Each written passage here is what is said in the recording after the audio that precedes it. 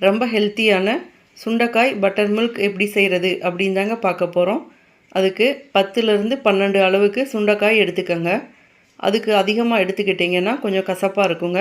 இந்த அளவே போதுமானதாக இருக்குங்க. தண்ணி ஊற்றி ஒரு 2லேருந்து 3 தடவை நல்லா வாஷ் பண்ணிக்கலாங்க. திரும்பவும் ஒரு இடிக்கல்லுக்குள்ளே போட்டுக்கலாங்க. 1 2மா தட்டிக்கலாங்க. சின்ன துண்டு இஞ்சி சேர்த்துக்கோங்க.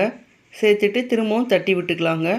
இப்போ தட்டின சுண்டைக்காயை அப்படியே எடுத்து ஒரு பாத்திரத்துலேயோ இல்லாட்டி ஒரு பவுலுக்குள்ளேயோ போட்டுக்கலாங்க. 3/4 டம்ளர் அளவுக்கு மோர் எடுத்துருக்கீங்க. மோர் கொஞ்சம் கெட்டியாக இருக்கிறதுனால 1/4 டம்ளர் அளவுக்கு தண்ணி சேர்த்துக்கிறேங்க. டோட்டலாக 1 டம்ளர் அளவுக்கு நான் சேர்த்துருக்கேங்க. சேர்த்துட்டு 1 டைம் நல்லா மிக்ஸ் பண்ணி விட்டுக்கலாங்க. இதை அப்படியே தட்டை போட்டு மூடி ஒரு 2 ஹவர்ஸ் அளவுக்கு ரெஸ்ட்டில் விட்டுறலாங்க. 2 ஹவர்ஸ் கழித்து இதை அப்படியே மிக்சர் ஜாருக்குள்ளே ஊற்றிக்கோங்க. உங்களுக்கு விருப்பம் இருந்தால் கொஞ்சமாக உப்பு சேர்த்துக்கலாங்க.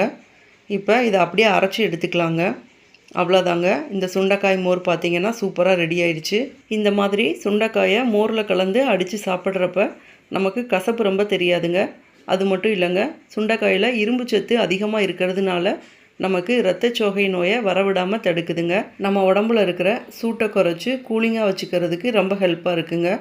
இதே மாதிரி நிறைய ஹெல்த்தியான ரெசிபீஸ்க்கு நம்ம சேனலை மறக்காமல் சப்ஸ்கிரைப் பண்ணிக்கோங்க. தேங்க்யூ.